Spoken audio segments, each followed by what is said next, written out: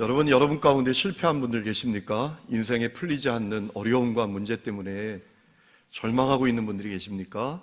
힘내십시오. 희망을 가지십시오. 예수님 부활하셨습니다.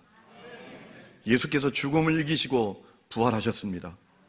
여러분, 예수 부활은 누군가의 주장이 아닙니다. 기독교 신앙의 교리 정도가 아닙니다. 역사적으로 확증된 사실이에요. 여러분, 예수님은 교권을 가진 유대인들의 음모와 또 로마의 그 무력에 의해서 죽어서 비참하게 끝난 분이 아니라 다시 살아나셨습니다. 여러분, 기독교 신앙 그 핵심이 무엇입니까? 부활신앙이에요. 우리 예수님 죽음을 이기시고 다시 사셨다. 이것이 우리 기독교 신앙의 핵심이고 우리 기독교 신앙의 마스터 키와 같아요. 여러분, 부활에 대한 믿음이 분명해지면 모든 게 다 믿어지는 거예요. 하나님의 창조, 하나님의 사랑과 선하심, 그분의 전능하심, 그분의 전지하심 다 믿어지는 거예요. 여러분, 하나님의 창조는 믿어지는데 부활은 안 믿어진다? 이런 건 없습니다. 하나님의 사랑은 믿어지는데 부활하신 예수님 믿어지지 않는다? 이건 없는 거예요. 이런 건 있을 수 없는 거예요. 하나님 좋은 분이시라는 것 믿는데 예수 부활은 잘 못 믿겠다? 이런 건 없는 거예요. 여러분, 부활에 대한 믿음이 있으면 다 믿어지는 거예요.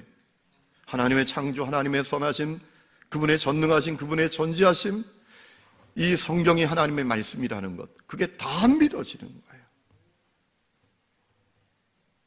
제가 어느 날 자다가 일어나서 물을 한 잔 마시려고 이제 정수기 가서 컵을 들고 물을 따르려고 쭉 하는데 물이 계속 컵 위로 넘치는 거예요. 이상하다. 이게 되기만 했는데 왜 넘치지 이렇게? 눈을 비비고 보니까 컵을 거꾸로 들고 있는 거예요. 컵을 거꾸로 들고 물을 받으니 이게 뭐 채워집니까? 다 넘치죠. 그때 자다가 일어나서 진리가 깨달아지더라고요. 그렇구나. 우리가 열려 있으면 다 담는 거예요. 부활에 대한 믿음이 열려 있으면 다 담는 겁니다. 하나님의 살아계심도 담아집니다. 그분의 전능하심, 그분의 전지하심, 그분의 선하시고 인자하시고 위대하심, 그게 다 받아들여지는 거예요. 그런데 닫혀 있으면 다 받아들여지지 않는 거예요. 여러분, 저는 오늘 이 아침에 여러분이 부활에 대한 믿음을 갖고 모든 실망과 모든 실패와 모든 절망을 이기는 분들이 될 수 있기를 주의 이름으로 축원합니다. 여러분, 어떤 분은 이런 분이 있을지 모르겠어요. 도대체 예수 부활이 내 실패, 내 절망, 내 삶에 풀리지 않는 문제하고 무슨 상관이 있나? 상관이 있습니다. 예수 부활은 예수님께서 참 능력과 권세의 주님이시고 무에서 유를 창조하신 분이시고 절망을 희망으로 만드시는 분이시고 불가능을 가능으로 만드시고 우리가 그 예수님을 믿어볼 만한 주님이시다라는 사실을 확증한 사건이기 때문에 그래요. 여러분, 세상에 아무리 대단한 이론, 주장, 논리도 확증할 수 없다면 그건 아무것도 아니에요. 무의미한 겁니다. 얼마 전에 블랙홀을 발견했다고 세상이 떠들썩게 했습니다. 사실 블랙홀을 발견한 게 아니라 블랙홀 그림자를 촬영한 거죠. 어쨌든 그 블랙홀, 이론으로만 있던 그 블랙홀의 그림자라도 촬영해서 블랙홀을 확증했다고 여기니까 온 세상이 떠들썩하지 않았습니까? 여러분, 예수님의 부활도 확증된 사건입니다. 예수님의 빈 무덤으로 확증되었습니다. 그 예수님의 부활을 목숨 걸고 전했던 제자들의 삶으로 확증됐습니다. 누가 거짓말을 위해서 목숨을 겁니까? 누가 사기치는 것을 위해서 목숨을 겁니까? 그리고 부활하신 예수님께서 500여 형제에게 나타나신 것으로 확증되었습니다. 예수님의 부활은 확증된 사건입니다. 그 예수님이 내가 정말 믿어볼 만한 주님이시다. 아니, 그 예수님이 내 인생을 걸어볼 만한 주님이시다 라는 사실이 확증된 것이 예수님의 부활이에요. 더욱이 오늘 말씀을 보면 그 부활하신 주님이 누구에게 찾아가십니까? 가장 약하고 비천한 사람들에게 먼저 찾아가십니다. 오늘 말씀 1절을 보니까 안식 후 첫날 새벽에 주일 새벽을 말하지요 여인들이 예수님 무덤을 보려고 갔습니다. 유대인들에겐 죽은 사람 시신에 향유를 바르는 문화가 있었습니다. 이 여인들이 그 일을 위해서 간 것입니다. 예수님 무덤에 도착했을 때 깜짝 놀랄 일이 일어나는 거예요. 천지가 진동을 합니다. 지진이 일어납니다. 하늘에서 천사가 내려옵니다. 그 천사가 예수님 무덤을 막아놨던 굴을 옮기고 그 위에 앉은 겁니다. 그 모습이 너무나 놀라운 모습이었어요. 오늘 말씀 3절에 보니까 형상은 번개 같고 옷은 눈처럼 휘었다라고 했습니다.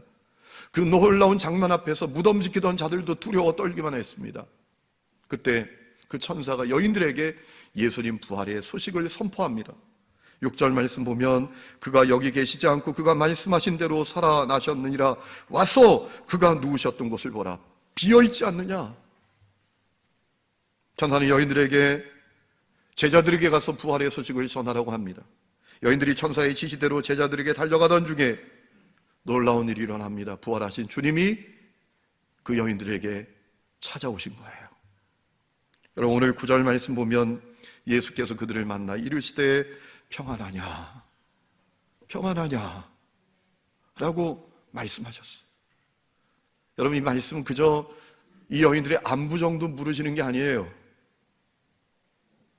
부활하신 주님께서 그 여인들을 격려하시고 축복하시는 겁니다. 이 여인들은 누굽니까? 제자들은 다 도망쳐도 이 여인들은 끝까지 예수님 따랐던 여인들입니다. 예수님의 죽음을 너무나 아파했던 여인들이에요. 그 여인들을 위로하고 격려하고 축복하는 겁니다. 이제 평안해라. 이제 두려워하지 말아라. 이제 담대하라. 용기를 가져라. 희망을 가져라. 내가 부활했잖아. 내가 부활했잖아.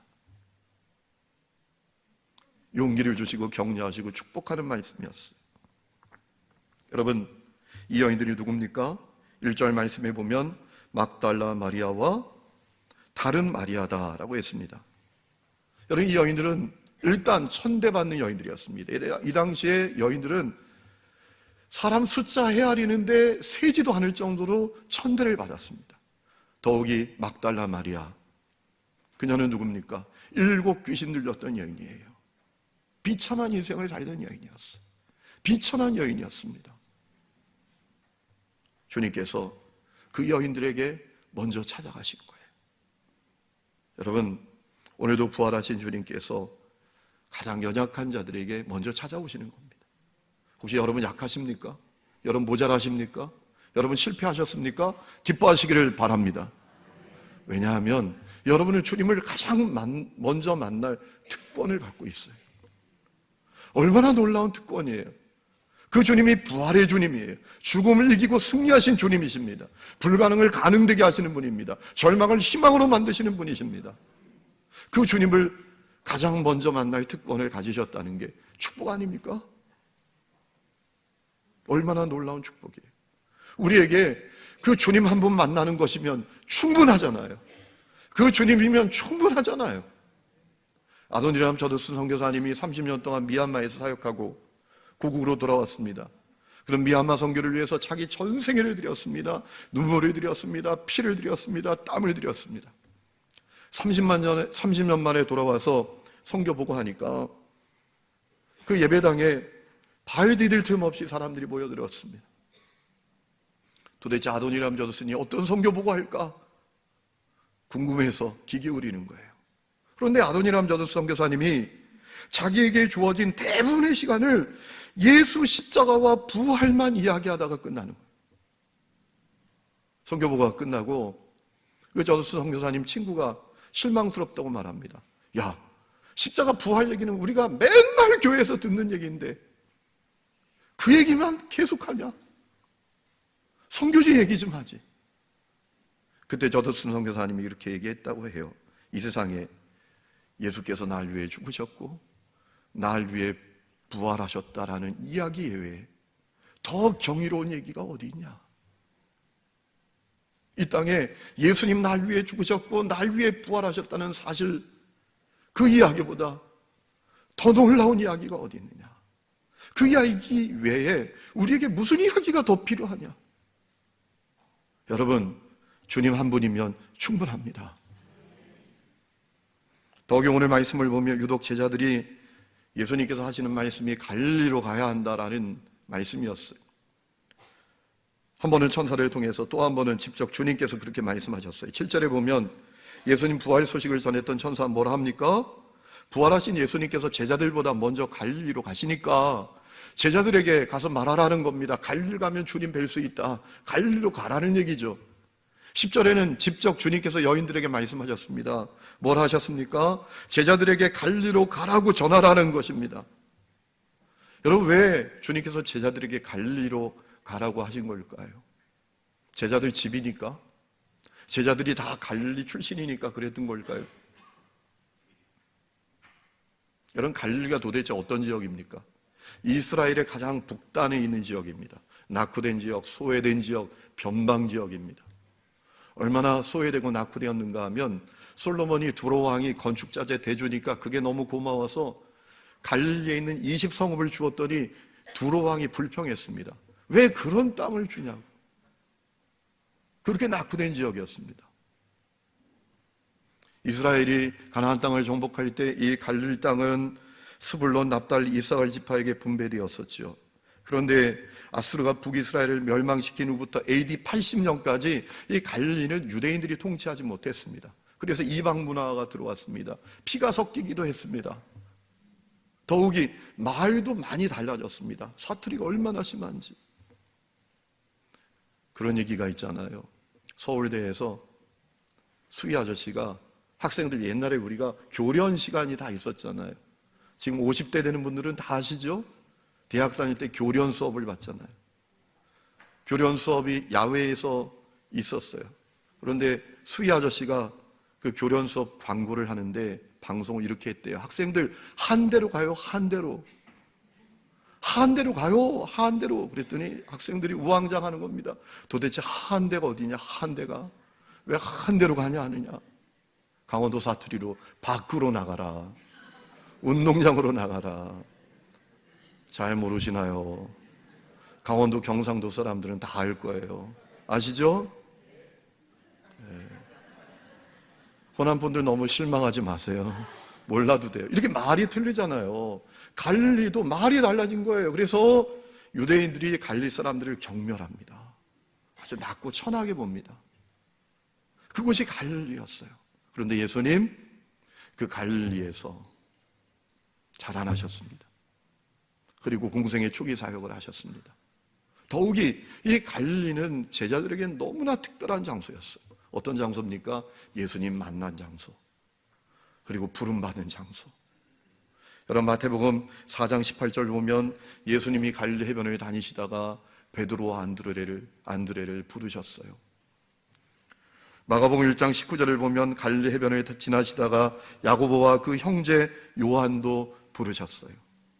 갈릴리는 예수님께서 제자들을 만나주시고 그들을 불러주신 장소였어요.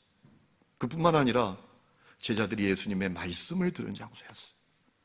마태복음 5장부터 7장까지 나오는 산상수훈, 갈릴리에서 하신 말씀이었어요.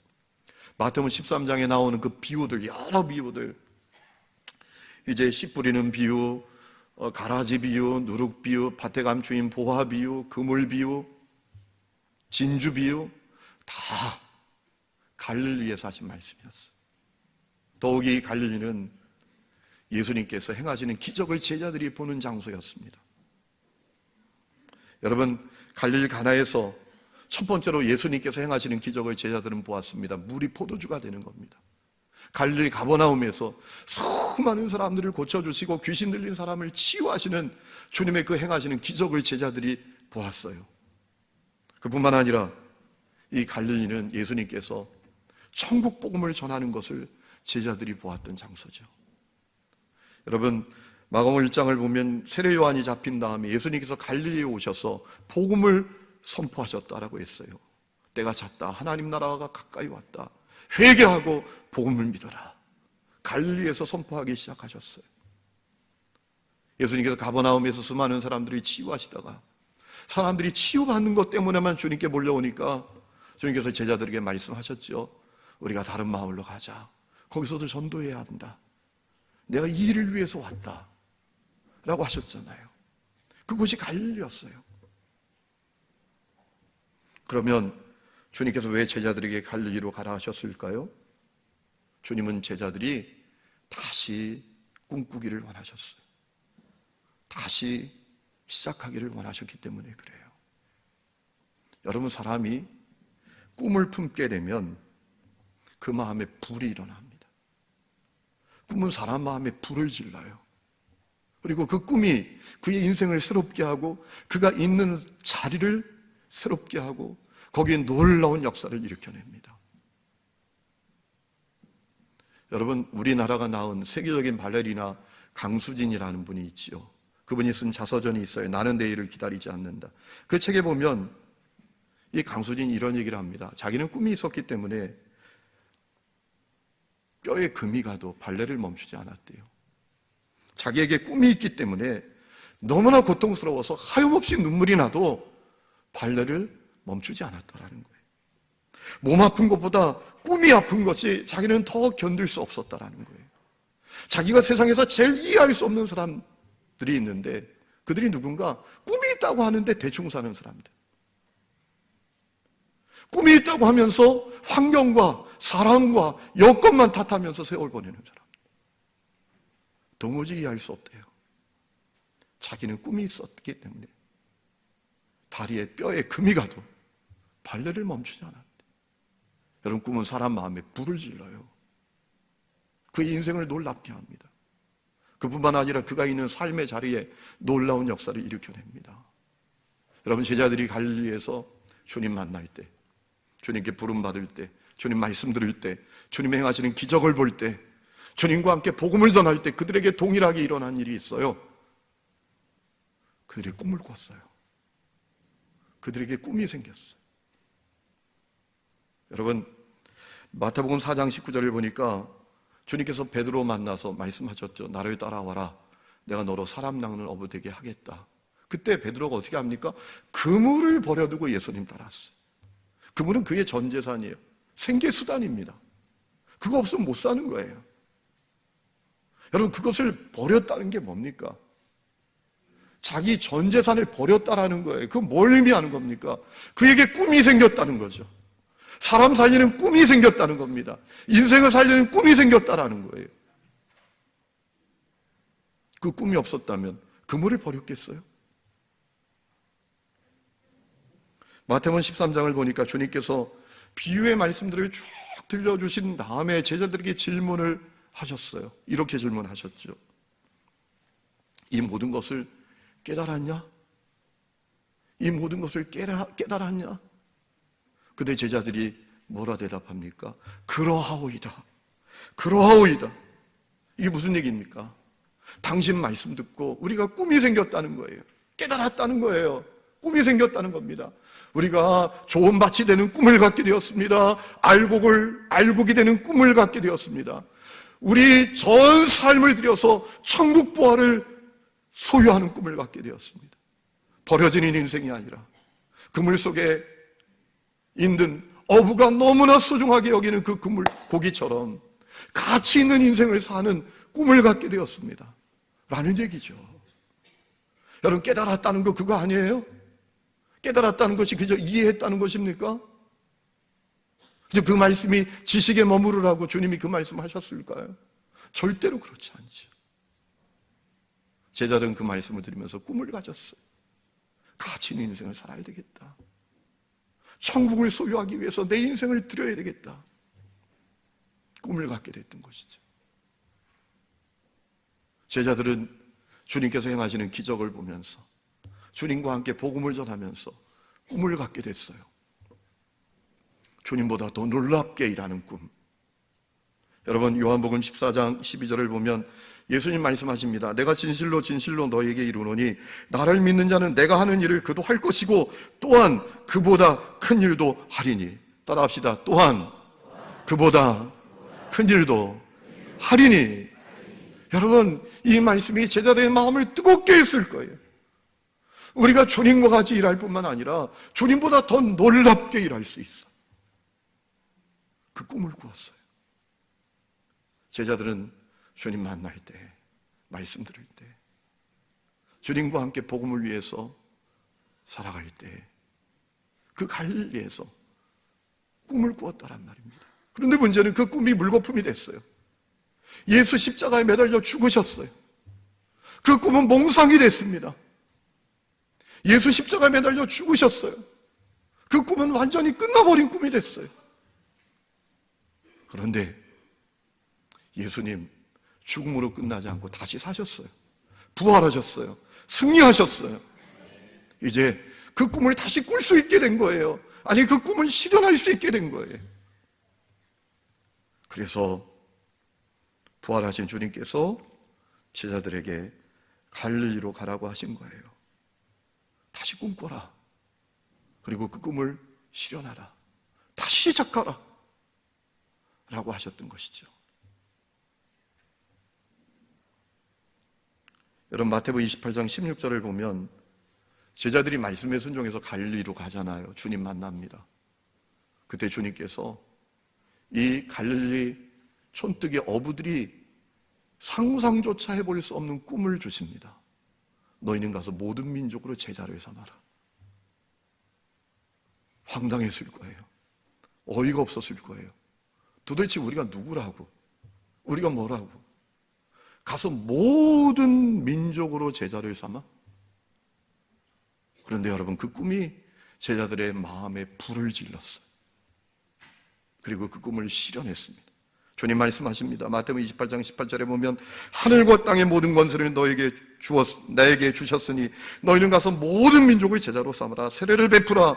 내가 너희에게 분반 모든 것을 가르쳐 지키게 하라. 볼지어다 내가 세상 끝날까지 너희와 항상 함께 있으리라. 이 말씀 들을 때 그들의 마음에 불이 질러졌어요. 갈릴리 출신 촌뜨기들이었지만 그 마음에 불이 질러졌어요. 그 꿈 때문에. 그리고 그 꿈을 실현했습니다. 확실히 실현했습니다. 그 증거들이 있습니다. 우리가 다 그 증거예요. 우리가 다 그 증인들이에요. 여러분, 우리가 보잘것없고 인생에 밑바닥치는 인생 같아도 꿈을 꿈고 꿈을 실현할 수 있습니다.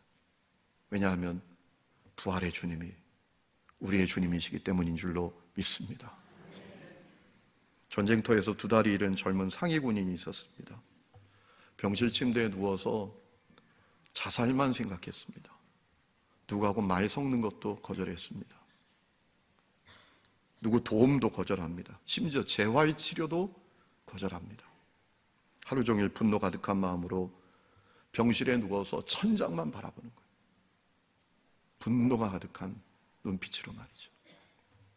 어느 날 입원 환자 가운데 한 사람이 그의 곁에 와서 앉는 겁니다. 호주머니에서 하모니카를 꺼내더니 불기 시작하는 거예요. 그 모습을 물끄러미 바라봅니다. 젊은 상위 용사가 그 하모니카 부는 사람을 쳐다봤지만 그저 하모니카를 불고 연주 끝내고 돌아갑니다. 다음 날도, 그 다음 날도, 그 다음 날도 똑같은 일이 반복이 됩니다.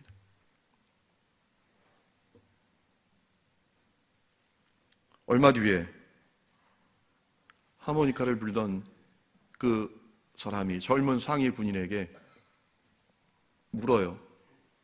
내가 당신을 불편하게 만듭니까? 아니에요. 그렇지 않습니다. 괜찮네요. 그래서 둘이 이제 말도 좀 섞게 된 겁니다.